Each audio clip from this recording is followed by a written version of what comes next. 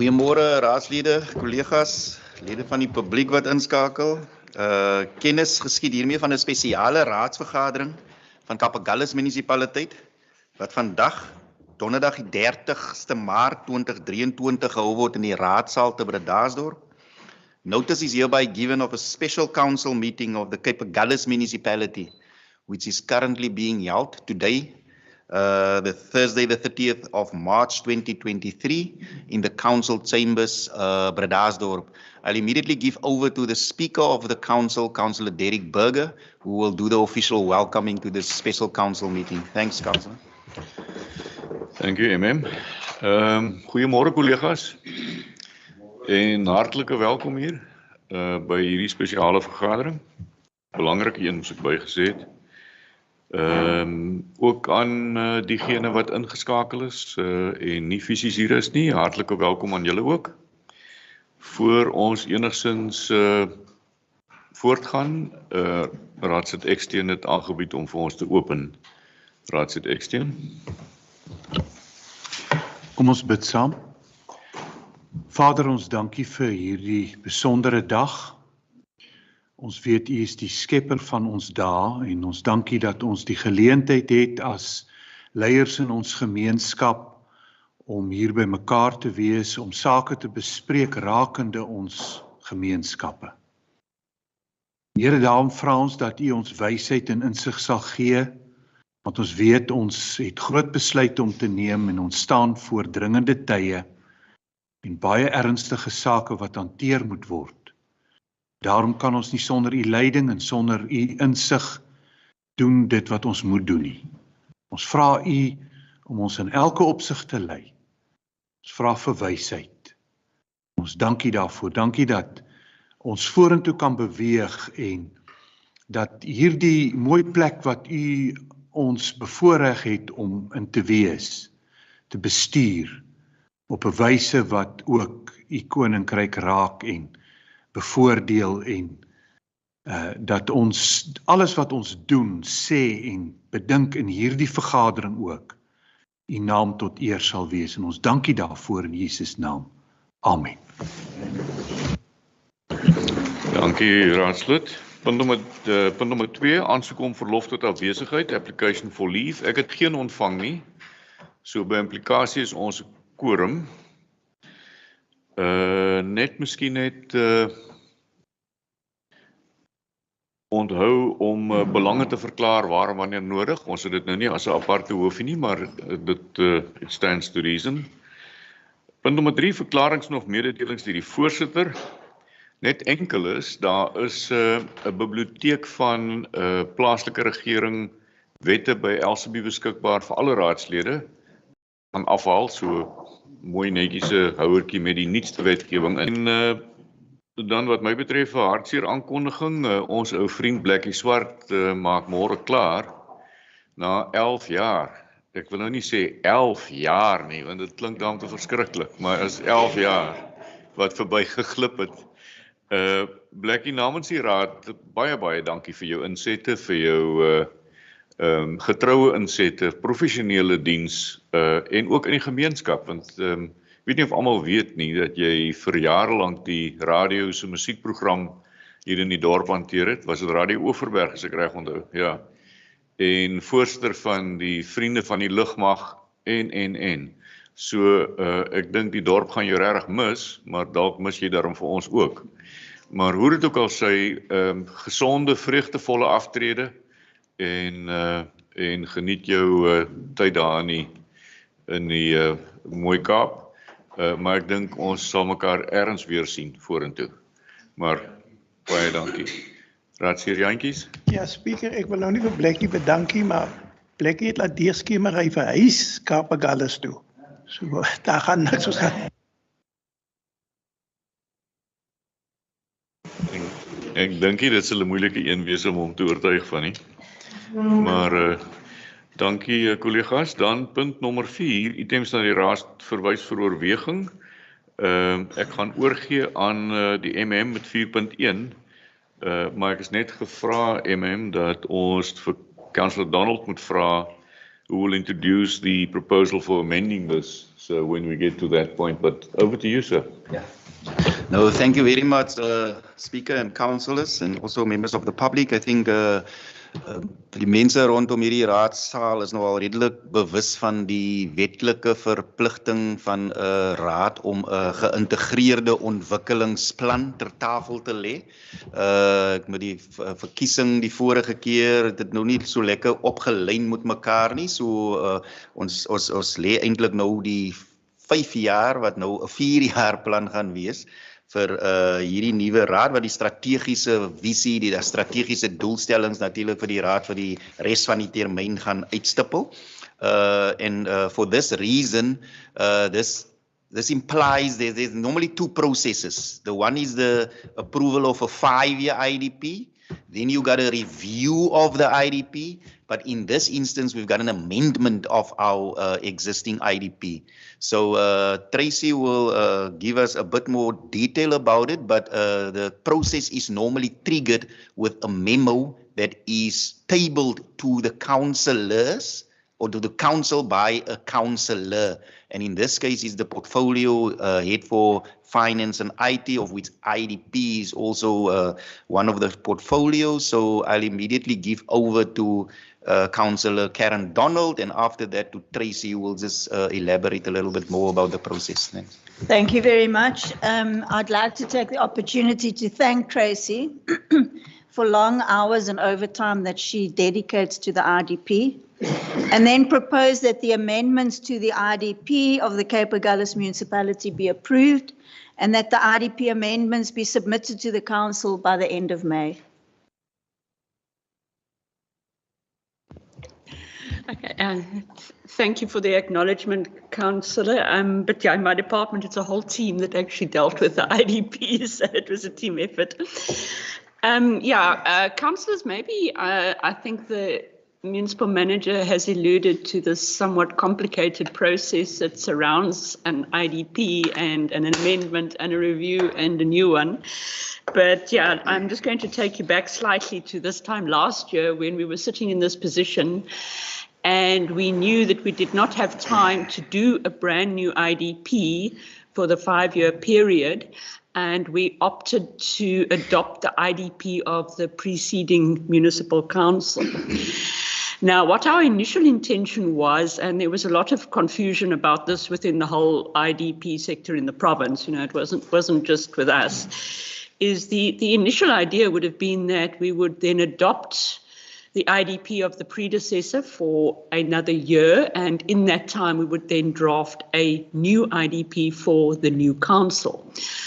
But in March, I think it was literally about a week before we were due to table, we were given different advice from the province, and that advice was that we cannot just extend an IDP for a year, we have to adopt the IDP of the predecessor for the full term of the new council.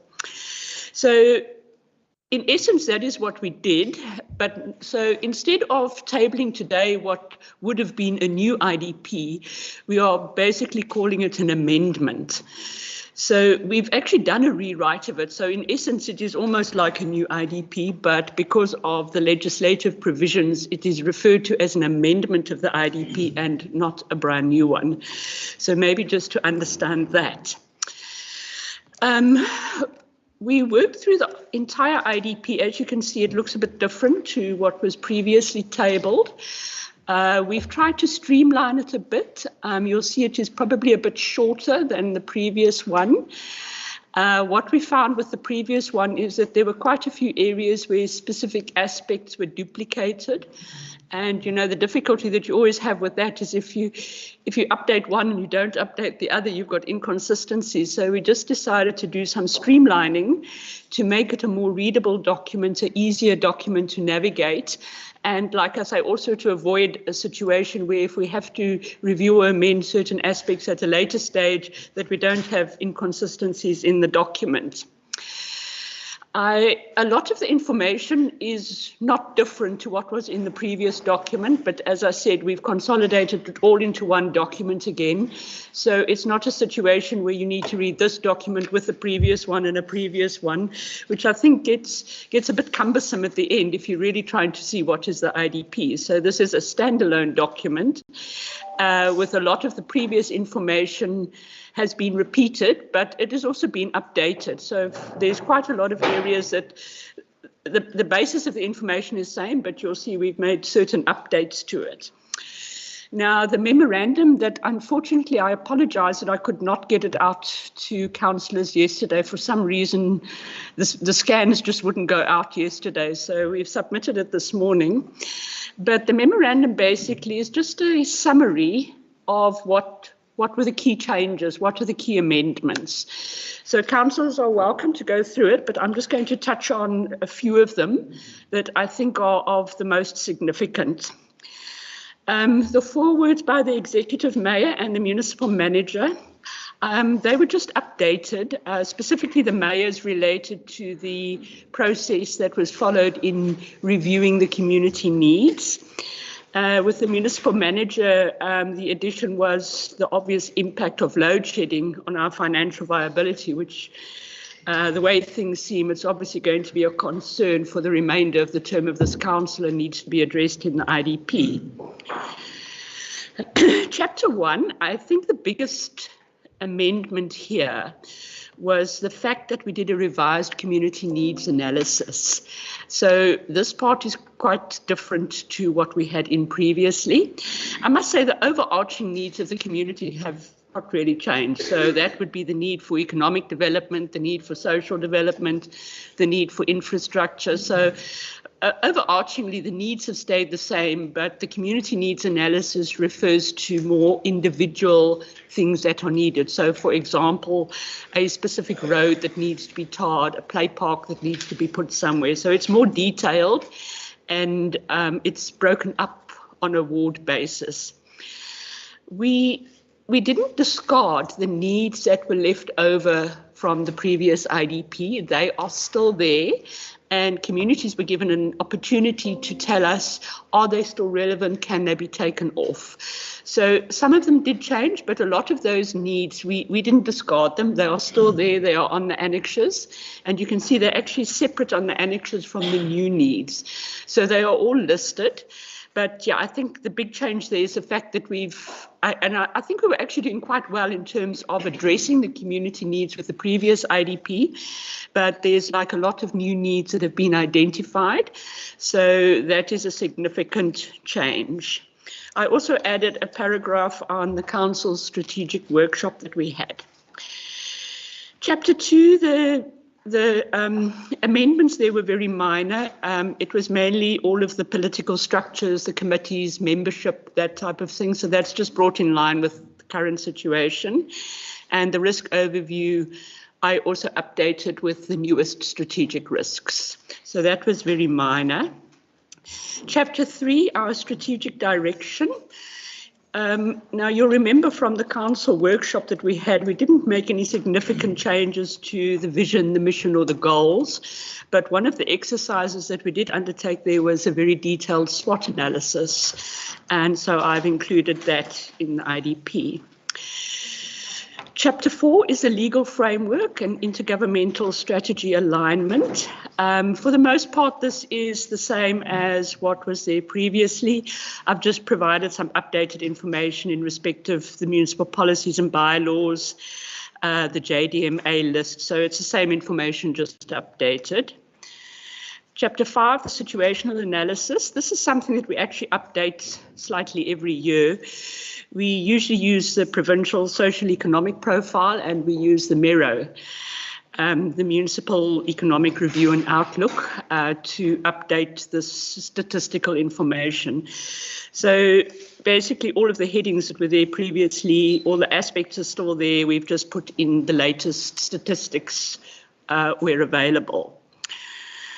In terms of access to basic services, the departments who provide the basic services have also just provided updates in respect of their departmental functions. Something that we did add in that is completely new under this is we did a brand new environmental profile, which we did with the assistance of the support person from the National Department, for which we're very grateful. So you'll see that section actually looks quite different to what it did. I think it's much more up to date, and I think it's much more relevant. Chapter 6 deals with what we call the sector plans. And the first part is just an alignment of how the plans link together and how they link to our goals and our objectives and how they link to the national key performance areas. So we actually revised that in totality. The plans that I mentioned there, it's plans that have been approved previously, but as they've been reviewed by council and updated, we've just put in any amendments. Chapter 7 had some quite comprehensive changes. This is a spatial development framework. Basically, what we have to remember is that the spatial development framework is what they call a core component of the IDP. And now council will remember that we've already presented you with 2 versions of the SDF, and they are both out for public comment at the moment. I think one of the complications that we have is that although the SDF is a core component of the IDP, your comment period on the SDF is much longer than the IDP, so it's quite difficult to actually coincide them. But the chapter on the spatial development framework within the IDP document is an executive summary, and it is based on the draft SDF that council has just approved for public comment. So depending on the public comments on the IDP and the SDF, we may have to amend this a bit further in with the May document. Chapter 8 is a disaster management plan. The disaster management plan is also on the agenda for revision today. But I did speak to the relevant department, and my understanding is that they made no significant changes to it. So the only different thing in this chapter is part of the requirements of the chapter are that we need to do a disaster risk assessment of key capital projects. So this we obviously revise completely because it's based on the budget as it is presented to you today. So we do this in respect of all projects over 500,000. So that is added in. Chapter 9 is the financial plan. The long-term financial plan gets revised every year. So we've just included relevant aspects from the update of that plan. And then we've got the sections on external projects, programs and investments. Project in this section, and that is the RCEP project. I obtained information from everyone else, and I forgot to put in the project that I'm responsible for. That in December you approved an institutional plan, and at the time that you approved that, part of the recommendation was that it be referred to the IDP, so that is included. That is definitely not something that was in the previous one, and I'm quite pleased that we can include it because I think in our previous IDP there was a bit of a lack of operational priorities, which we've actually now rectified, so I'm quite pleased to have that in the IDP. The planned capital projects, this is a capital program of capital projects that need to be done over the remainder of the term. And then the 3-year capital program is a direct correlation to the budget that you will approve later today or consider later today. If any changes are made in that budget, obviously I need to change this section as well. Chapter 10 is the municipality's the performance management system, and I think the key thing that I've done a bit of work on here was the key performance indicators, just refining them a bit and also ensuring that in respect of each of our strategic risks, we do have a KPI that actually addresses them. So in summary, that is the changes that we've made. The process going forward is that the IDP we'll be having budget in BESOs during the month of April. The IDP, the budget and the SDF will all form part of those budget in BESOs. The SDF maybe to a lesser extent because it is also being addressed on other platforms.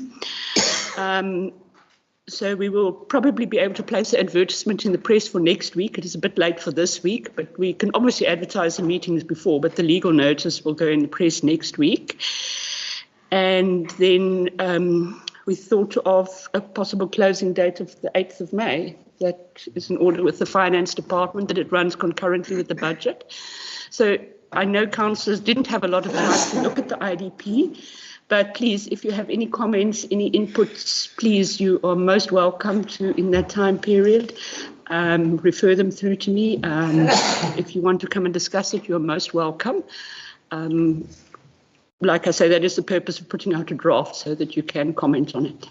So thank you. That is all from my side, unless there's any questions. Yes, thank you very much, Tracy. So I think that's a very comprehensive explanation of the amendment of the IDP. So the management recommendation is put before council. I think it's on page 4. That the amendments to the IDP of Cape Agulhas be approved in terms of section 34. That the draft IDP amendments be submitted to local government, provincial treasury, national treasury, required by the relevant legislation, and the draft IDP amendments be advertised for public comment in terms of section 21, and then also that the IDP amendments be submitted to council after the round of public participation, bringing it again back to council for final approval at the end of May. Het julle dit, collega's, voorstel vir die aanvaarding van die bestuursaanbeveling? As die burgemeester, Karen Donald en Raadslid Eksteen.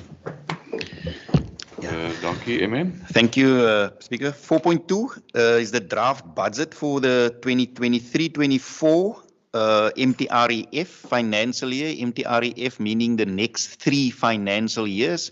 So I'll immediately give over to the CFO, Director Hannes van Biljon, to just take us through the budget quickly. Speaker, voor ons vir Hannes die geleentheid gee, wil ek net noem, ons weet natuurlijk, die CFO was natuurlijk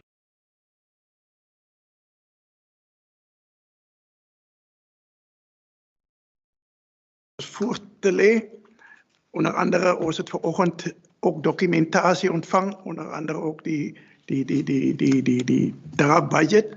En ik denk het is bitter onrechtvaardig voor ons om dit te goed te keer, want ons het geen geleentheid gekry om daar deur te gaan nie. En ek wil voorstel dat ons morgenoggend hierdie punt kom bespreek en afhandel. Baie dankie. Dankie collega's, nou het ons 'n probleem, want almal is nie môre hier nie. Hannes, wanneer moet hy goedgekeur word? Kyk, die wetgewing is baie duidelik dat jou voorlopige begroting moet by die einde Maart, 90 dae voor die begin van die nuwe finansiële jaar, moet hy deur die raad oorweeg word vir aanvaarding. Goed, maar wat ons nou goedkeur, kan ons nog verander, is dit nie? Want as jy na die Imbizo's toe gaan en daar kom wesenlike versoeke uit wat ons moet oorweeg, dan moet ons hom tog aanpas, is dit nie? Ja, Speaker, dit gaan nie oor, ons het genoeg tyd nog vir insette. Dit gaan oor ons het die documentatie nou gekry. Ons kan ons hier 'n rubberstempel net daar opsit en ons as raadslede het eers dit goed gegaan nie. Dis mos nie reg teenoor die gemeenskap aan buitekant nie. Dit is eintlik waaroor dit gaan. Ons weet daar kan nog insette goed gelewer word. Daar is nie 'n probleem daarmee nie. Nee, ek het groot begrip daarvoor en ek dink as Hannes verduidelik hoekom dit so lank geneem het, dan gaan jy ook daarvoor begrip hê, maar die punt wat ek probeer maak is, as ons hom tentatief aanvaar vandag, sodat hy kan uitgestuur word, dan kan ons nog veranderings aanbring na die Imbizos, want dit is die doel van die Imbizos. So ek vra vir begrip dat ons net terwille van goeie orde wat die administrasie betref, die begroting aanvaar en dan duidelik is dit oop vir insette van julle kant af nog steeds, raadsheer Jantjies. Ja, voorzitter, dit is natuurlijk vir die raad om te besluit, maar ek het 'n voorstel gemaak. So dit is vir die raad om te besluit. Speaker, I'm trying to second the proposal from other judges. Thanks, Councillor. But it leaves us, what's tomorrow's the 31st, but then we don't have the mayor and the deputy mayor. Who else is not here tomorrow? Karen, are you here? The portfolio chair, are you here tomorrow? Also not. That leaves us in a bit of a predicament. Burgemeester? Speaker, baie dankie. Ek dink ek wil net beamoen wat u ook gesê het. En dat my voorstel sal wees dat ons die draft budget aanvaar na bespreking. Ons het 'n sessie gehad 'n paar dae gelede saam met die volle raad om insette te lewer en soos u wel sê, daar sal nog geleentheid wees. Die budget gaan intens bespreek word met die wijkraadlede, wijkskomitee se insette met die gemeenskapslede by die BSO's. Daar sal genoegsame tyd wees vir insette. Maar dis duidelik dat ons moet vir mekaar sê daar was 'n dag gespandeer, 'n halwe dag gespandeer waar met die volle raad om insette te lewer. En ek wil voorstel dat ons voortgaan om die draft budget voor te lê sodat ons dit voor kan stel om aanvaar te word. En dan by die geleentheid wil ek werklik ook net vir Sean en vir Hannes en sy hele span vir Tracy met die IDP met haar span werklik bedank vir hulle insette in die intense werk wat hulle gedoen het die afgelope paar weke en maande. Dat ons werklik waar vandag kan sit om so'n dokumente te kan bespreek. Maar voordat ons met die budget inkom, wil ek net eers die voorstel maak dat ons dit tog bespreek en dat ons dit oorweeg om te aanvaar voordat ek nog 'n inset lewer voor Hannes dan ons lewer. Thank you. Dankie. Ons het nou twee voorstelle. Hannes, jy sien nou in watter benarie ons bevind as ons dit so laat kry. Ek is heeltemal bewus van die uitdagings. Ek het nie daarmee 'n probleem nie, maar ons kan nie op in so 'n posisie sit wat raadslede nie die kans gehad het om dit behoorlik deur te werk nie. Wat gaan volg uiteraard is mos dan nou die imbisos en dan is daar geleentheid. So dis ter versagting. Maar ek weet julle is onder groot druk en ons waardeer, soos burgemeester julle tereg bedank het. Ons waardeer dit, maar julle los ons in 'n bitter lelike penarie. Waar klink Sean nou kruip hy weg. Sit hy. Sean, jy lag nou met 'n groot breë glimlag, maar nou het ons hier 'n dilemma. Dan is net 'n ander vraag, is jy van veronderstel nou om deur die begroting met ons te werk? Ja, nee, Speaker, ja, ek dink die gedagte is maar net om uit te lig wat is in die begroting. Jy moet in gedagte hou die werkswinkel wat ons gehad het in maandag in die begrotingskomitee is presies dieselfde dokument, want dis wat ons gesê het, dis die dokument wat ons na die raad toe gaan vat. So ons het dit gewerkswinkel so ver as moontlik. Ek verstaan dat daar nog items dalk moontlik mag wees, maar jy sal ook onthou ons het gesê ons moet iewers afsny, want dit laat plaas ons onder druk en wat uiteraard dat is, maar dit is dieselfde inligting in detail wat ons voorgehou het alreeds aan die komitee wat al die raadslede ingesit het wat vervat is. Daar is niks wat bygekom is of weggevat is nie. En ek dink wat jy korrek aandui, dis nie dat die raad hierdie begroting goedkeur nie, want dit is hy aanvaar die begroting. Want daar's 'n proses wat dan moet plaasvind en ek bedoel as die gevoel is dan kan ons wel weer sodra die raad dit goedgekeur het met al die opgedateerde inligting kan ons weer deur dit werk sodat die raadslede ten volle op hoogte is van die inligting wat hierin is, maar daar was niks nuuts wat ons bygevoeg het tot dit wat ons maandag bespreek het nie. Ek het hom so, waartoe ek nou werk, is om te bepaal of ons nou koel en kalm, ek in die MM daar kom sit, en jy sit die skerm aan, en jy stap deur die begroting, menende, dat ons môre se vergadering nou doen, of die versoek van hulle, dat ons nou kalm deurstap. Burgemeester? Moes hy wat anders te sê, ek ben is baie duidelik, ons het nou maandag dinsdag gesit met die volle raad om dit te doen. En dit wat ons vandag oorweeg om geteken is die proses. Ons keer net 'n konsep begroting voor. Nie finale, die finale begroting moet nog deur die raad goedgekeur word nadat die proses voltooi is. So deel van die proses is die goedkeuring van die konsep begroting. En dan is dit die imbisos wat volg. Elke liewe gemeenskap, elke liewe dorp sal besoek word, elke wijkskomitee sal besoek word, en dit is die proses. So ek wil graag dat ons in die lig sien, dat ons net die proses vandag goedkeur en die konsep. En dit wat met die raadslede gedeel was met die dinges. Daar was 'n vraag tydens die vergadering dat ons wil sien hoe die rekeninge daar sal uitsien met die verhogings. En die rekeninge is almal voor ons, en ek wil vir ons sê baie dankie vir die spesiale stukkie briljante werk wat gedoen is. Daar's al die rekeninge en wat 'n impak die verhogings as dit sou wees op elke huishouding sal hê. Dit is vanoggend van ons gekry.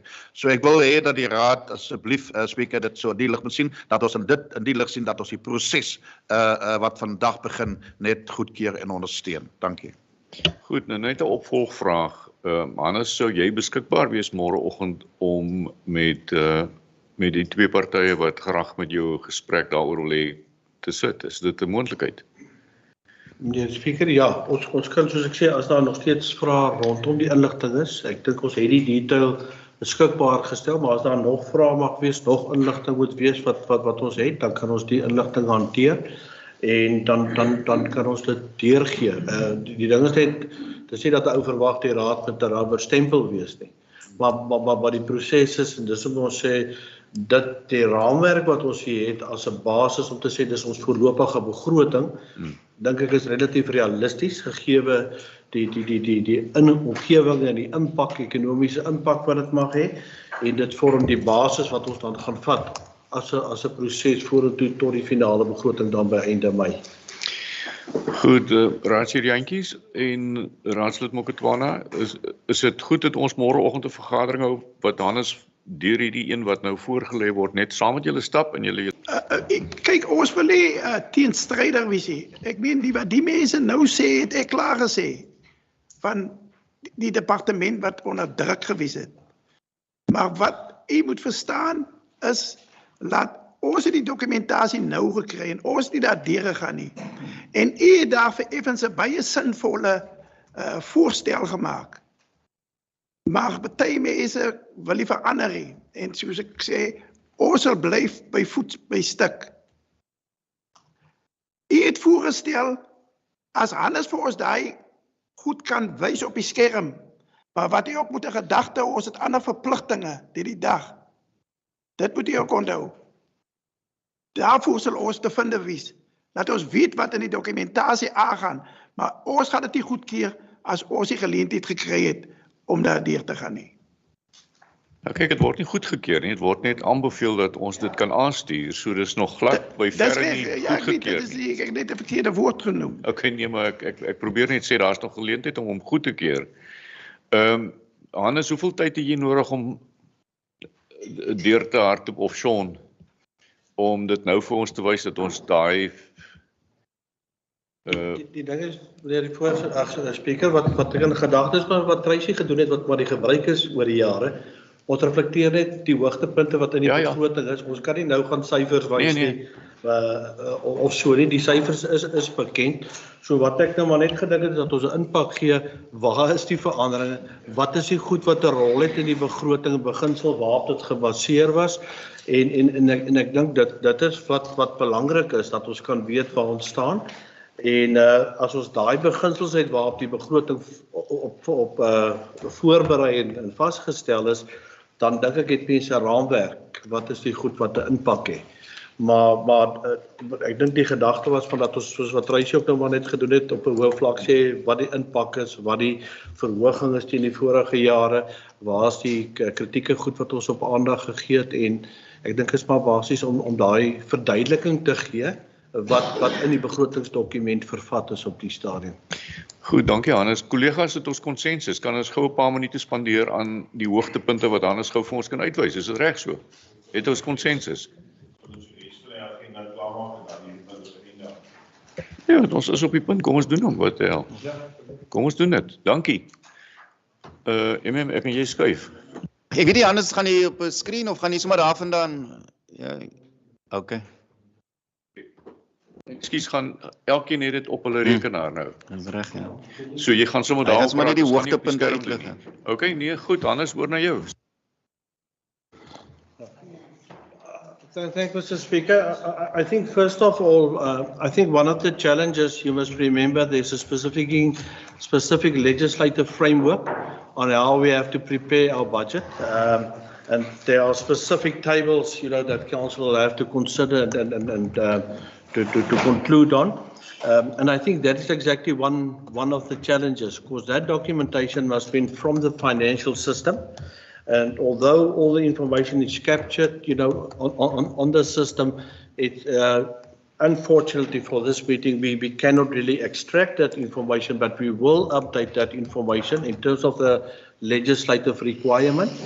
But I think the bottom of all is to say what is in the operating budget and what is the capital budget. In essence, those are the two main things that council need to consider. And I think from our side, if allowed, and I think we make apology to that, is the challenges we experience just to extract that information in a correct format that is realistic, aligned with what council have in front of them today, so that we can just update that documentation and to ensure that it's there. So first of all, maybe I will start where Tracy started. I think there's a lot of things that impact on the budget. If one consider the economic outlook countrywide, it's still not gloom and everything is 100%. There's a lot of pressure on the consumer out there, and it affects everybody. And we as a municipality who render services have to make sure that if we render services and the quality of services, that it still be affordable. And I think that was the emphasis on the preparation of the budget. And then obvious, the load shedding, that was also identified as one of the key risks. Looking at the forecast, it will still be with us for the next 2 to 3 years, maybe longer. But it definitely had a huge impact on this municipality, not only on the expenditure side, but surely also when we had to prepare the budget, and I will get to that, it definitely had a negative impact on our revenue source as well. And I think seeing that we're realistic in terms of the way how we approach it, we had to incorporate that into our budget calculations. And we all knew what happened with the adjustment budget. And what we did was actually to start off with that process. So there was no non-priority issues, nice to haves that we included in the budget. We follow still the same process to say, listen, we have to keep it up to the limit.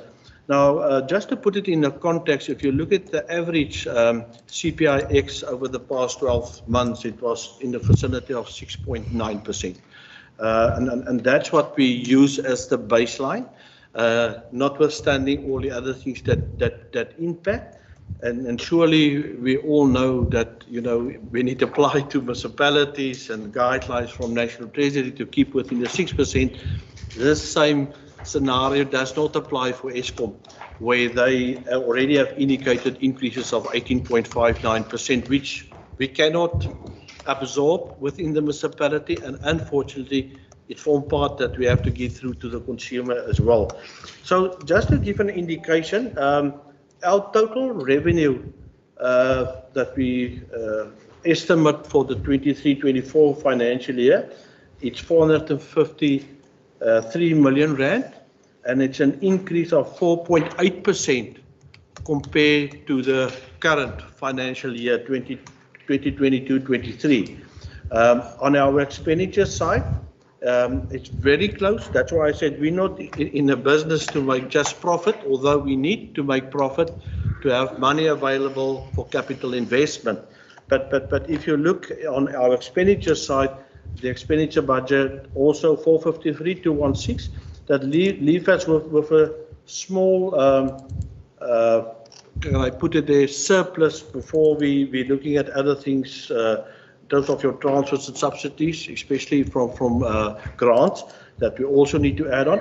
But it leaves us with a small surplus of 396,000. So that's why I'm saying this budget, we really try to the utmost to make sure that we budget and that we limited it within our capacity. Then for the outer years, that surplus then slightly increased to 11.535 million and 28.048 million. The reason for this year, why there's only that small percentage, and I think for the previous year, it was 5 point something million rand, that we had on that. The main reason for that, and then I think I already explained it, Eskom increased their tariff with 18.54%, and that's what we also budget in terms of what we're giving through to the consumer. But you must remember the impact of load shedding have a negative impact in terms of the municipality sales. So there's no growth to that indeed, or instead there's a decline in terms of our number of units electricity sold over the past years. And that we also need to incorporate. So although we give through the 18.59%, we need to consider what is the reality. There's a decline in terms of our electricity sales, and the net effect on that, on electricity for this year, it's only a growth of 8.5%. So you could already see there's almost a 10% due to a decline in sales that we have to absorb. Then from the outer years, we estimate, okay, it will be closer. There will be, hopefully, things can change around. So anything where we can improve, where we will not have that much load shedding, it can have a positive impact on the revenue base. But I think one also need to be realistic. There are a number of people who try getting off the grid and getting alternative electricity or energy resources that also have that negative impact on the sales of electricity. So that is the main reason for this year. Although we give through the 18.5, there's a negative growth in terms of our electricity sales, and the impact thereof is almost a loss of revenue. Based on that, hopefully anything where it can improve over the year, hopefully that can also then improve to give additional revenue to that one. So that is then the main reason to that. So if you're looking then at the net surplus deficit, and that is after the transfers and subsidies that we receive for capital purposes, then we will end up with a surplus of 17 million rand. And then for the two outer years, it's 25.5 million. And then in the third year, it's 40.47 million. The previous year, it was 32 million. So I think in terms of, yes, the budget should be realistic. The budget should be funded. That is one of the key criteria. So the budget is not funded, National Treasury will request the municipality from now up until the final approval of the budget to ensure that the budget is funded. We cannot have an unfunded budget. So that is one of the requirements. So if one look, although the average CPIX is 6.9, our budget for the year only grows with a 4.8%. So you can already see it's not really that we gone around and change things and add what we really stuck to what is our priority, and the focus area is still on our services to ensure that we can provide those services and maintain it. So furthermore, if I can maybe then just reflect, and I think also one of the significant things that might have an impact on the budget is the new valuation role. And I think I remember and can recall most of the people, they fear, but wow, now based on the current calculator for the property rate, they're going to pay much more. Now, in this, the the way, although there's a growth in terms of the value of property, close to 26%, the actual growth in terms of our revenue, it's from 86 million rand to 93 million. It's just above 6% in that vicinity. So if one then look at the, and we will get to the detailed account, to the calculator, there's almost a 24% decline from the current calculator to the new tariff that what we proposed to council. So the property rates still contribute, it's always in a vicinity 90, 20, 21%. I think for this year it's just above 20% that it contribute to the total revenue of the municipality. Our services, it's normally slightly higher, close to 70%. In this instance, in the budget, especially for the first year, it's contribute to 62% of our total budget. And then if one look at our grants, that add another 16% to that. So it is just to give in a nutshell. Then also if one look at the grants, there's a decline in the grant funding from the 100 million in the previous year, and the new estimate in terms of the DORA and the allocations we received from national and provincial treasury, there's a decline to 75 million for this year. Like I said, we're not that very much reliant on grant funding. It only contributes, like I indicated, that 16% to our total revenue or expenditure. The main reason for that is the housing rent to own. This year we have received an additional 15 million for that initiative. And then the other one was on the water service infrastructure grant, where we received 17 million for the upgrade of the Napier wastewater treatment plant. And I think they reduced it now to 5 million rand.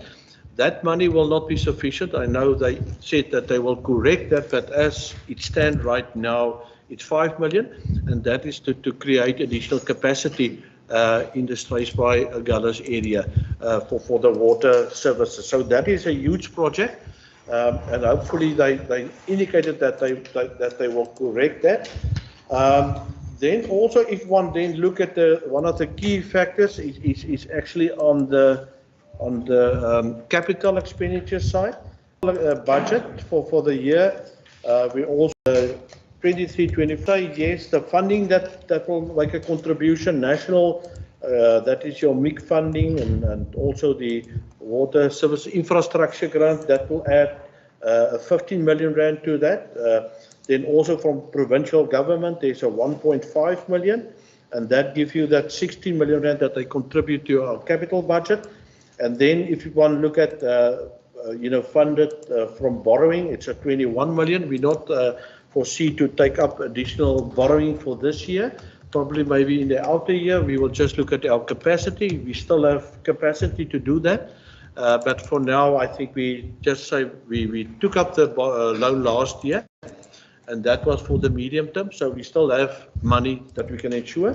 So that's 21 million. And then from our internal generated funds, that is 17 million rand. And I think that's what's normally why you need to have a reference for working capital to ensure that one will cover that. So if one look at the budget as it is, we really try to keep it to the limit. And I know the first question now is, how does this budget have an impact on the services, the detailed electricity account, that one will provide? I can just indicate what I already said. Unfortunately, with the electricity side, we are still awaiting NASA to give us a guideline, what exactly we can budget for.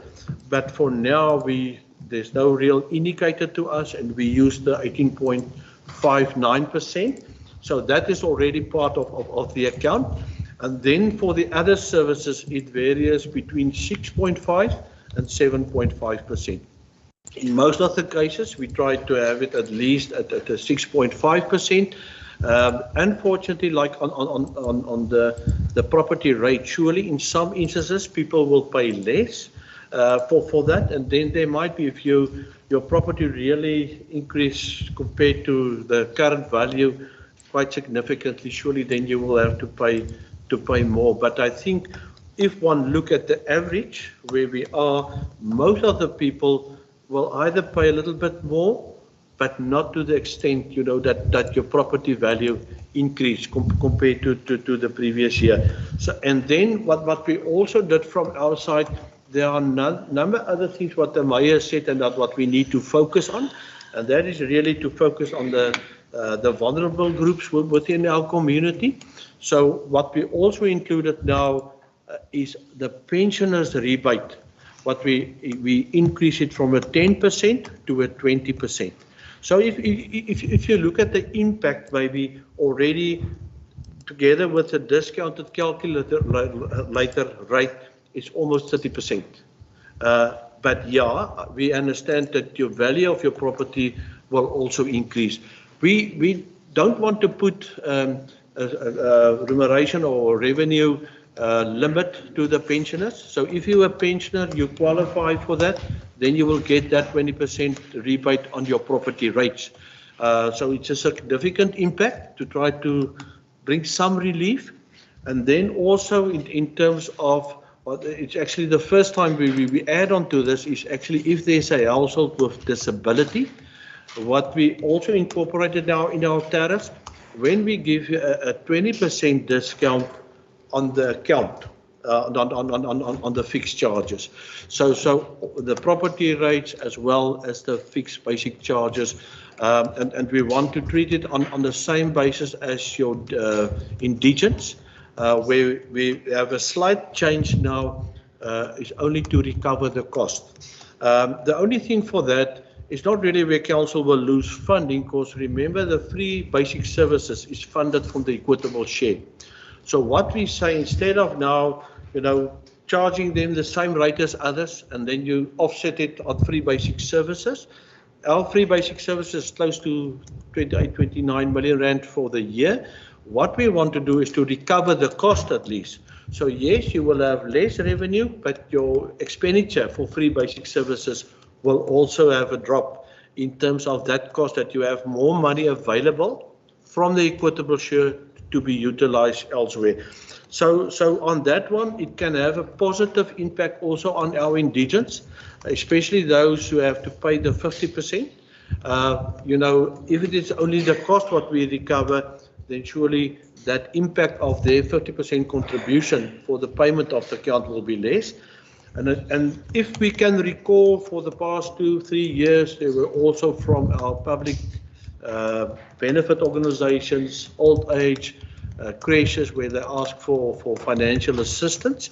And I think this year what we had a look at that as well, and to look at the impact, we're also going to allow them a 20% discount on the fixed basic services as well as on the property rates, to bring some relief in terms of the account for those welfare institutions, you know, and old age homes, so that we can assist. So that is something what we want to add on. And I think also what we're looking at, seeing that we need to provide a package of services to our indigents, what we're also looking at maybe is, yes, in the past I never paid from a conventional electricity meter to the prepaid meter, but what we also added there, and we know sometimes really to look after our water resources, the management thereof, they don't have the money, you know, if there's any leakages to those properties. So what we said, if you're an indigent and you do have experienced water leakages or whatever that we can pick up through our system, we will do that from the municipality free of charge to those indigents only. So that is actually where we added some more with the focus what the mayor said, and how we can assist with our limited budget, but at least hopefully it can have a positive impact on those institutions who are very much involved in the community and to serve the community. And obvious, the bulk of those people also from the old age homes are pensioners, people who cannot really afford to pay. So that is what we do have in the budget. Then if I can just maybe slightly touch on the average increases, and I think that's normally just when they talk about an average household consumption. So it's normally then calculated at 1,000 kilowatt hours electricity and on a 30 kiloliter of water. And then also the value of the property, what we use is a 1.5 million. So then, the biggest impact is Eskom with 18.59%. So what we did with the other rates slightly less, we end up with an average increase on that account from a 5,000 rand to a 5,700 rand. It's almost a 600 rand difference with an average increase of 11.9%. What we did then, in terms of the outer year, we added a 20% on the valuation of that property. So to calculate that, and that is included into that one. If you're looking then at a smaller household, or of 500 kilowatt hour and 25 kiloliter of water, it's always also more or less the same. The total account is from 2,900 to 3,200, a difference of 346, and that also gives you an 11.9%, unfortunately, on that one. Then with a household of 350 kiloliter of electricity, 20 liters of water, and then also with a value of the property of 600,000, 500 for the current year, and then 600,000, 20% on the outer year, it also gives you an 11.09% increase. Then the houses at Agulhas, there on average, we work on the market value of the property, 1.5 to 1.8 million, with 20%. There it will be a 9.57% increase. And then, like I've indicated for the indigents, we haven't really calculated on the actual cost, but for now, an account will be in a vicinity of 700. There's an increase of 54 rand, because most of them actually already made use of prepaid meters. It's only for the water consumption and the 50 kilowatt hour free. So it have an impact of 54. And the total impact on their account is a 7.63%. And those with 50%, the poor households, their account increase also the same amount, but after the 50% discount, there's only a 7.6% increase on those accounts. So it's slightly less. Then if we're looking at the schema huise, 250 kilowatt hours electricity, 50 kiloliter of water. If you look at the account, the net account, there's an increase of 157. It looked like it's quite high in terms of the 13.32%, but then there's also normally that they do get that discount, what normally be regarded as most of them as a poor household. And then on the businesses, when you look at their increases at the moment, what we do have, it's the same, the increase is slightly higher. Same with electricity. For a business with 8 kilowatt hours electricity, 40 kiloliter of water, the account increase on that one is actually based on the 10.35%. And if you look at the bigger one, the impact on that is it's a 9.87. You must remember, the bigger the account, the less the impact. Electricity will always be there, but the other things that have an impact, like your water, where it's at a lower rate, do have an impact on that one.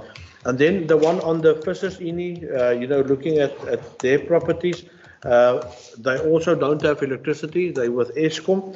There they do have, if you look at the net increases there, without electricity, it's a 5.59%. And then if there's any discount, in terms of the property, then it actually up with slightly less. What is reflected there. So that is purely based on the tariffs and what we have put into the budget. And I think this information is available. We can go and have a look at it.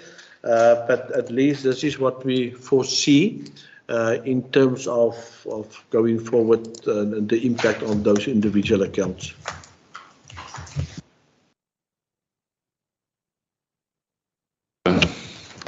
Commentare? Councillor Donald. Thank you, Speaker. What nobody in this room, other than the Mayor, has done is acknowledge that the Finance Department gave us a 5-hour workshop on Monday, and I want to thank them for that. A proof of that workshop, this document was requested and it's on the table today. And the one thing that is highlighted in what everything Hannes has said is that what nobody wants to hear and what civic society also needs to understand is what's not going to change in the budget is the epic effect load shedding has had on our budget and the decrease in national grants of underfunded things that we need to find money for. So it's clear those things are not going to change. And thank you for sharpening their pencils because they've still been able to look after indigents and give them more than they ever got before. So I think those are the highlights for me. And once again, thank you for the workshop, which all 11 councillors were present at. Thank you, ma'am. Any other comments? Raadslid Jantjies. Dankie, Speaker. Ek wil nou nie kommentaar gelewer het op Raadslid Donald se insette nie, maar ek het dit in 'n vorige vergadering gesê, dit is goed. Ek meen load shedding het 'n groot impak op ons budget, maar ek gaan dit net weer herhaal. Laat dis goed die begroting wat ons ingebring het vir load shedding, maar daar gaan 'n verskil kom. Regdenkende mense kan dit sien. Dan wil ek net vir Hannes 'n vraagie vra. Ek sien of 'n son. Ek sien nie nergens van die 3 kiloliter water wat afgebring is hier, of is dit nou 0 in die begroting? Want ek sien nergens hier in die dokument daarvan nie. Van 6 na 3 toe nie. Ekskuus meneer die Spreker, ja, ek dink ek het dit oorgelaat. Ek dink deels van die water, alhoewel die water se tariewe wat ons ingebring het 'n impak het van 6.5% min of meer wat ons die verhogings het dit ook gekom die 6 kiloliter gratis water aan alle residensiële gebruikers. Het ons besluit vanweë die feit dat jou hulpbronne skaars sal word, die bekostigbaarheid daarvan, en dan vir indigents bly dit 6 kiloliter, so daai gedeelte het ons nie aangeraak nie, maar as jy gaan kyk op daai gedeeltetjie daar, dan wys hy 0 tot 3 is gratis, en dan van 3 tot 6 toe, en die impak daarvan gebaseer op die tarief nou is R28.74, en dit dra deels by dat dit nou lyk op die waterstruktuur soos wat dit was teen nou wat dit is, bietjie anderste is. Dan het ons ook gaan kyk na die intervalle van die gebruike. As jy gaan kyk het ons tabelle op die water, was dit 'n veelvoude van 20.000 kiloliter wat ons het aangepas het. Wat ons nou gedoen het, ons het gaan sê, luister, gemiddelde huisgebruike tot op 20 het half onveranderd gebruik, behalwe nou wat nou gebeur het, u betaal nou vir 3 kiloliter, waar tot en met 6 was dit gratis gewees. So dit is nog steeds, as 'n gemiddelde huishouding, het ons nog steeds gewerk na die 20 kiloliter toe. Maar sodra dit dan nou bo kan die 20.000 kiloliter, in steede van na 40.000 kiloliter toe, het ons dit na 30 toe, die intervalle kleiner gemaak in 40, so daar het baie meer gekom met dieselfde tariewe wat van toepassing is op dit. En die groot rede maar rondom dit is, u sal self onthou het waar ons nou was, 'n tydjie terug net so voor die reëns, was die damme op 11%, die vlakke van die water, en dit kom maar net daardeur. Ek bedoel, ons moet kyk na ons waterbronne, en wat nie net wat hulle sê in Suid-Afrika eintlik, as dit goedkoop is, dan mors die mense dit. So waarna 'n mens kan gaan kyk, want dit is daarom iets wat 'n mens kan bestuur. Ek weet baie mense het al goed in plek gesit, maar Raadslid Jantjies, ekskuus, jammer, dit reflekteer in hierdie opsomming, en dis hoekom hy ook dalk so bietjie by die water bietjie skeef trek, maar dis net gratis nou vir 3 kiloliter water vir alle gebruikers, en dan bo kan die 3 kiloliter word jy aangeslaan tot op 20, en daarvan dan 'n veelvoude van 10.000, maar soos ek sê, die deernisgevalle, hulle behou die 6 kiloliter in terme van die riglyne van nasionale tesourie. Dankie Hannes, reg so. Raadslid.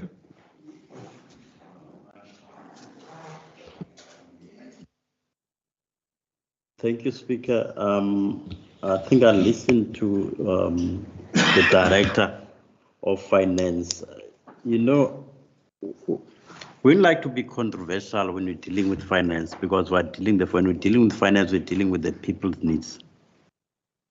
And the comment that has been made by Karen Donald, I'm not going to comment on that regard. When I look at the registration on a database is ongoing with regard with the household that are struggling with the payment of municipal assets. I'm talking about the indigents. And then do you think that process will be done maybe before the 1st of July? Because I'm seeing that we might have the problem. Vice versa, also with the Masakane policy that was never been reviewed. So it's going to have a serious impact when we have this budget, and also the budget in Bezos also as well. I think when we address those issues, because I'm looking at the property rate increase, even in those people, in the pensioners, is going to also, those are the debate of 20% that you highlighted, but it's going to have a serious increase. I just wanted to find out from you what is going to happen on that regard, vice versa, even though those Masakane policy, and also to assist even those indigent in terms of the registration to the database. Thank you, Mr. Speaker. The reason why we should have a workshop also on the policies. I didn't want to bring the policies here without really having a discussion. But some of the principles actually remain. We use it exactly the same. But what we will do, we will have to bring the policy before the final approval in May. But I didn't want to bring it because there was a workshop also scheduled for Monday to workshop the credit control policy, the indigent policy, the tariff policy. But unfortunately, due to all the things how we need to fit it in, there was no time for that. And then I rather decide not to bring it here, but rather first to have a workshop for councillors if there's any further input into the policy. But I think what we applied here is basically what is in the policy already. So it's not something that is part of the tariff, proposed tariffs, but that is the reason why. But we will take it probably by the end of April once we have the workshop with the councillors for their input, and or at the latest by the end of May. So that we don't want really to delay that process. I think we will try early now in April to have that meeting before we actually go out to the communities and to register for as an indigent. Dankie Hannes. Raadsheer. Dankie, Speaker. Ek wil net vra vir 'n kokos so vir 3 minute asseblief. Dankie. Dis reg so.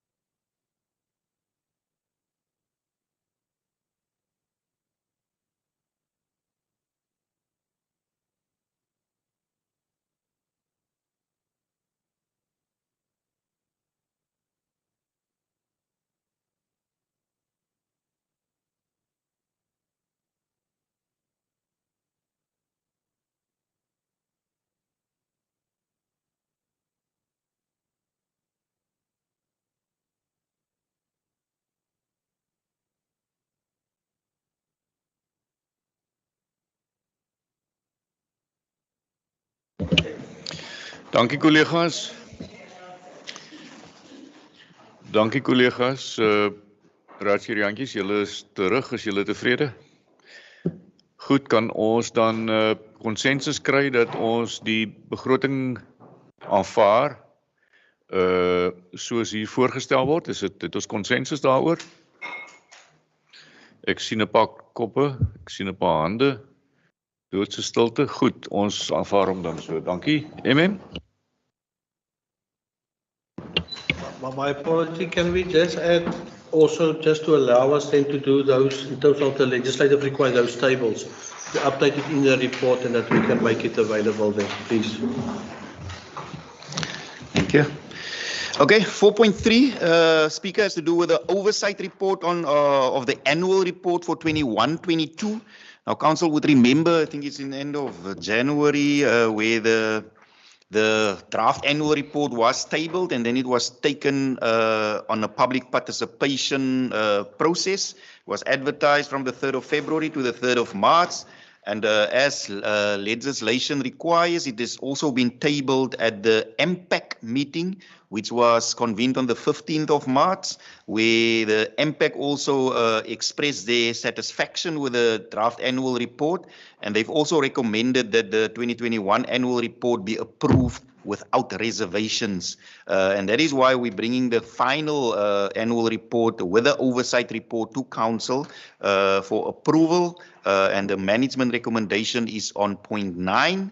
And that is that Council, after having fully considered the draft 2021-22 annual report, that Council adopts the 2021-22 oversight report and approve the 2021-22 annual report.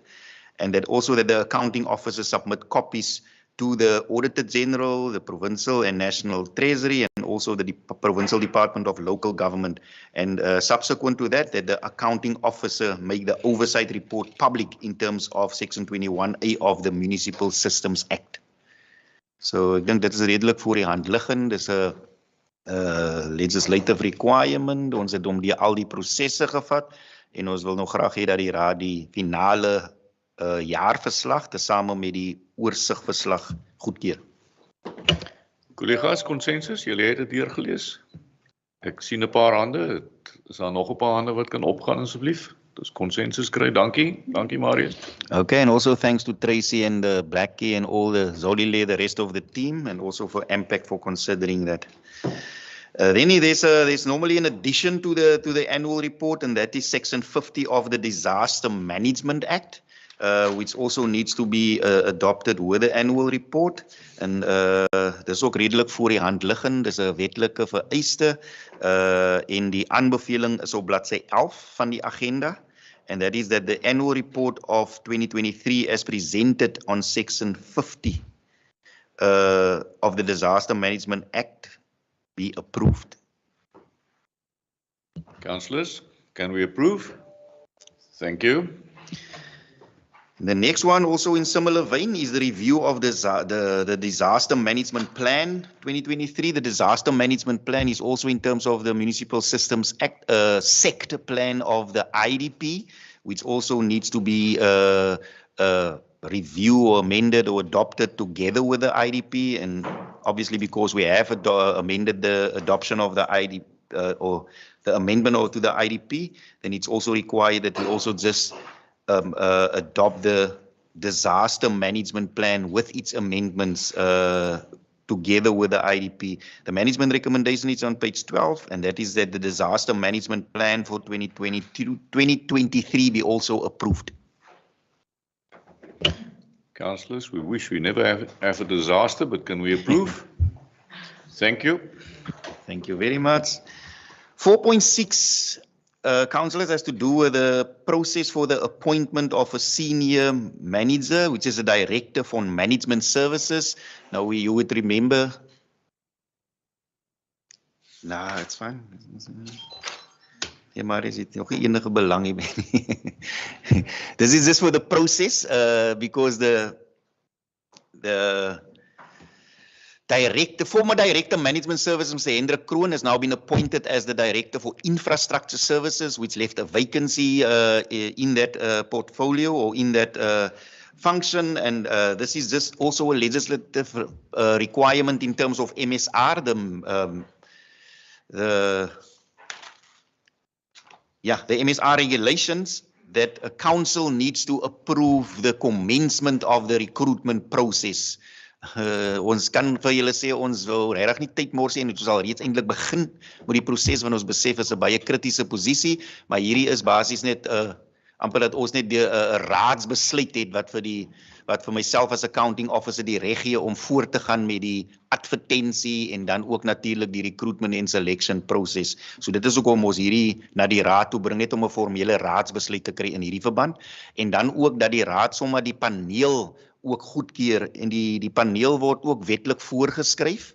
Ek dink ons is nou al redelik deeglik bewus van hoe dit werk, dat hierdie is 'n aanstelling of die persoon wat rapporteer aan die munisipale bestuurder. So uit die aard van die saak is die munisipale bestuurder die voorsitter van die recruitment and selection panel, maar dan ook die relevante portefeulje voorsitter. En in hierdie geval is dit management services, so a director, community services as we know it from our other municipality, and also a municipal manager. And fortunately for us, Mr. Richard Bosman from the ODM is always willing to help. He knows the process. He normally adds a lot of value to these processes, and he's also again committed himself to be available on this panel to assist us. And then normally the two trade unions that is currently recognized by the bargaining council, SAMWO and IMATU, he's got observer status onto that panel, as well as we always have the practice that the other parties can also make a councillor available to make sure that the process and observe the in this regard. Thanks, MM. Deeglike verduideliking. Councillor Mokotwana, you want to say something? Yes, thank you, Speaker. We accept the recommendation as it is. We'd like even to propose Councillor Janine to be an observer in that. Thank you, sir. We got it like that. Roger Yankees. Die diensleweringspartij wil vir Councillor Matthijssen nomineer. Ons neem kennis daarvan, dankie. Enige ander kommentaar? Can we accept? Can we approve?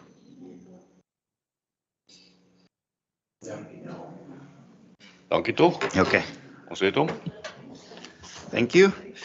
Then 4.7 has to do with the external audit action plan for the Auditor General 21-2022, and the purpose of this report is for consideration of the progress made in terms for the implementation of the approved 2021-22 AG findings, which is commonly referred to OPCAR, Operation Clean Audit Report, as at 31st of March 2023. And just for formality's sake, I would really like to give this opportunity to Blackie Swart to just table this final report to for the OPCAR to council, which he normally has done on a very professional basis for the last 11 years. Thanks, Blackie. Thank you, Chairperson. Yes, it's as you can see, there was some excellent progress with it. There's only one item that's outstanding. It's going a bit tough with that one, but everything has been done. I think we're okay with the issues there. But you never know what the auditors are going to do at the next audit. You know, now they look at it this angle, next time they look at it from a different angle. But I want to thank everybody as well for the effort that they put in to get these recommendations or these findings sorted out. And I'm positive that the next one will also be clean audit. Thank you. Voorsitter, ek wil eintlik net die geleentheid ook gebruik. Blackie, dit gaan jou laaste geleentheid wees as jy enigiets vir die raad wil toelig voordat jy pad vat, dan is jy welkom om so te doen voor. Ja, dankie, voorsitter. Voorsitter, ek wil net van die geleentheid gebruik maak om vir Blackie baie dankie te sê vir die 11 jaar wat ek saam met hom kon gewerk het in hierdie raad. Dankie vir die groot bydrae wat jy gemaak het, veral met dat ons daar die skoon ouders kon gekry het. Baie dankie daarvoor, en ek wil vir jou regtig ware goeie rustyd toewens. En miskien is daar nog gevalle wat ons op jou nommer sal druk. So baie dankie vir jou bydrae. Baie dankie. Ja, jy wil mense het al vir my gevra, maar kan ons jou bel? So, ja nee, ek is maar beskikbaar. So, dit is nie 'n probleem nie. Maar baie dankie ook. Van my kant af en ek niks meer verder nie, maar net sê, jy weet, maar net voortgaan met wat in die verlede gebeur het vir die raad ook. Maar ek wil ook net so ietsie sê is dat as mense gaan kyk na waar munisipaliteite sleg doen, baie keer is dit as gevolg van politieke onstabiliteit. Nou, ons het nog altyd goeie stabiliteit gehad. Wat wil maar net die raad maar net herinner is dat die oomblik as daar sulke onstabiliteit kom, dan het dit 'n effek op die res van die munisipaliteit. So hulle moet maar net in gedagte hou en voortgaan met wat hulle doen. Baie dankie.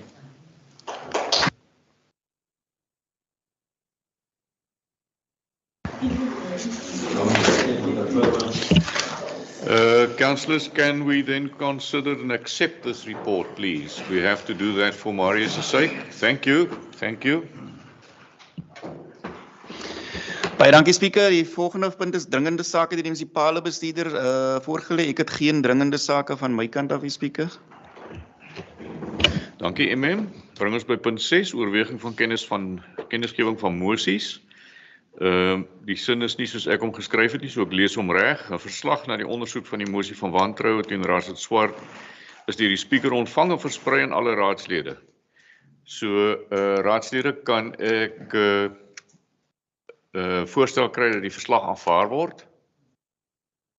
Dankie. Ek stel voor, Speaker. Dankie, is daar sekondant? Daar's een, dankie. Dan is dit my deel afgehandel daar. Ek wil net voorstel dat ons nie die verslag aanvaar nie, maar ons wel Paul Swart se verslag aanvaar soos die repliek wat hy gelewer het. Dankie. Kyk, ons aanvaar dit in elk geval, sy verslag, maar terwille van die auditeur moet ons die ander een aanvaar, want ons het koste aangegaan. So, om nou te sê, aanvaar hom nie, maar aanvaar die ander een, dit gaan nie werk nie. So, hy word aanvaar so, en beide word aanvaar, maar dit is vir 'n opvolgaksie.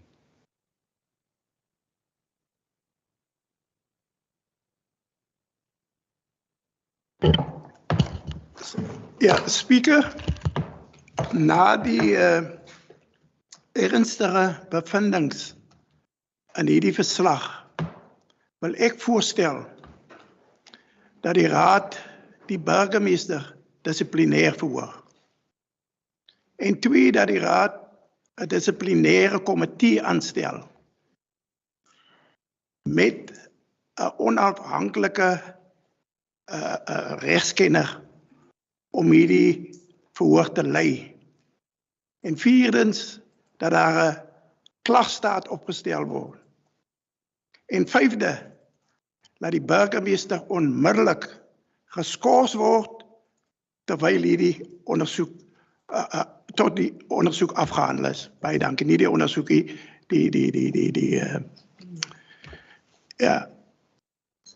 dissiplinêre verhoor afgehandel is. Raadslid Jantjies, die ordereëls is baie duidelik. Die Speaker stel 'n komitee saam as daar 'n dissiplinêre verhoor kom en al daai punte wat jy nou genoem het is deel daarvan. Maar as jy nou sê skors, dan klink dit vir my jy het hom klaar skuldig bevind en dit is nie ons gaan nie hof hou daaroor nie. Ons gaan dit nie debatteer nie. Maar ek dink nie dis ons reg om voordat 'n dissiplinêre verhoor nie afgehandel is nie en beide partye hulle saak gestel het, kan ons nie aandring dat hy geskort word nie. So as jy daai ene uithaal, dan kan ons die ander aanvaar. Ons kan dit so doen, want ons moet dit volgens wetgewing doen. Ja, die wetgewing is baie duidelik. Dankie Speaker, ek wil net die voorstel van raadslid Jantjies wil ek sekondeer. Dankie raadslid, burgemeester. Voorsitter, ek weet nie wat ons probeer doen in Kapagallas nie. Daar was hierdie punte gebring na die raad toe. Hierdie punte was gebring saam met 'n mosie van wantroue. En die Speaker het besluit om die mosie van wantroue nie te laat geld nie en dat hierdie saak ondersoek word. En die saak was ondersoek. Dit was ondersoek. En ek het my repliek gelewer en ek het 'n teenverslag op die tafel gebring. Nou, raadsheer Jantjies as impactvoorsitter het 6 maande van sy tyd spandeer om al hierdie bevindings wat hy in 'n verslag aan die raad gebring het, teen die burgemeester te ondersoek. En het 'n verslag het saamgestel en hierdie 6 maande kon hy beter aangewend het vir sy oorse rol as 'n raadslid. En hierdie wat ek vandag kan sê, die onbenullighede wat in die verslag saamgestel was, wat ondersoek was deur 'n eksterne mense, die organisasie wat die speaker aangestel het. Ek wil nog graag hoor wat die kostes was vir daai ondersoek. En die uitkoms van die verslag. En die raadslede het my repliek nadat ek my legal advisor het sien het ons gekry. En daar's absoluut geen. Wat ons agter die deur soek, agter die deur geskoon. En ek is geraak dat 'n groot man soos raadsheer Jantjies, 'n persoon soos, en ek neem dit persoonlik, vir my sien as 'n korrupte amptenaar, korrupte politician. En ek wil my daarvan distansieer. Speaker, hierdie volgende paar jaar, en raadsheer Jantjies het vir ons verwys daarna, load shedding is amper op sy einde. It's out of order. Dit is in die volgende 5 jaar is local government op risiko. En ons sien wat oral gebeur, en dit het wat Blackie ook nou net genoem het, die onstabiliteit binne in local government, het 'n bydraende faktor tot die dienslewering wat ons daar buitekant moet lewer. En ek wil vra, Speaker, dat wanneer ons hierdie goed ondersoek het, dat aanvaar ons nie die ondersoeke wat gedoen was nie, wat se komitees moet nog aangestel word, as ons reeds die verslag het. En ek wil vir u vra, Speaker, dat ons hierdie magspel wat ons mee besig is, dat ons in Kaap Agulhas moet probeer stop. Dat ons aandag en ons tyd en ons energie spandeer aan die dienslewering aan ons gemeenskappe. Dat almal van ons tyd en energie spandeer in ons gemeenskappe. Dit is ons ouers, dit is ons kinders, dit is ons Heer wat daaronder lê as ons energie spandeer op hierdie tipe goeders, om ons pile en op ons amnestie gebruik om elke dag iemand anders se rug seer te maak. Ons moet ons spandeer ons tyd. En 'n stabiele plaaslike regering so in Kaap Agulhas, dat ons diens lewer aan ons gemeenskappe. Anders het ons sê, alles wat hierdie munisipaliteit wil doen, met hierdie bietjie wat ons het, is om 'n volhoubare diens aan ons gemeenskap te lewer. Hier, en ek praat ook nou spesifiek van my kantoor, het nie tyd vir korrupsie nie. En as enigiets en iemand korrupsie vir my aan my wil sien, dan moet dit gaan lê word, 'n spesifieke saak by die polisie. Maar hierdie ondersoeke en ons wil dit nou naap wat die nasionale regering doen. Ons stel net kommissies gaan ondersoek. Dis 'n tydrowende en verkosting van tyd en energie en geld. En ons moet, Speaker, wil ek vra dat ons hierdie, en ek praat van myself, hierdie onbenullighede dat ons dit van die tafel af kry, sodat ons aandag 100% gespandeer word aan diensleweringskwessies. Ons moet gaan kyk, want alles wat ons doen as mense, het ook 'n fundamentele en Bybelse aanslag. En ek wil graag vra, dat mense moet gaan kyk wat in Spreuke 26:27 staan, van dit waarmee ons nou mee besig is. Gaan lees dit maar op, en kyk, hoe dit in jou eie lewe van toepassing is. Ons moet ophou om obstacles in iemand anders se pad te lê wat wil dienslewering doen. Thank you, Speaker. Ek het 'n voorstel dat ons 'n dissiplinêre komitee aanstel. En ek het 'n sekondant. 'n ander voorstel? Yes. Want die reël sê baie duidelik, die speaker stel 'n komitee saam en dis al hoe ons hierdie ding gaan besleg. En dit is, as ons 'n komitee saamstel wat na die twee verslae gaan kyk en die burgemeester kry kans om hom te verdedig met, as hy wil, 'n prokureur of 'n regsverteenwoordiger, en ons doen dit in komitee of in kamera, dis nie 'n publieke, ons gaan nie nou hof hou nie. So, dis my reg om te sê, ons stel 'n dissiplinêre komitee aan en ek stel hom saam. Een uit elkeen van die oppositie, een verteenwoordiger, 2 van die DA en 1 van die Vryheidsfront Plus. Dan is dit die komitee en ons by veilig terug ook. Maar en geniet julle tyd daarbo. Dankie, ons verdaag hierdie vergadering en ons gaan nou voort met die in-komitee gedeelte wat direk hierna volg, maar ons het 5 minute breek as julle wil 'n bietjie bene rek. Dankie. Dankie.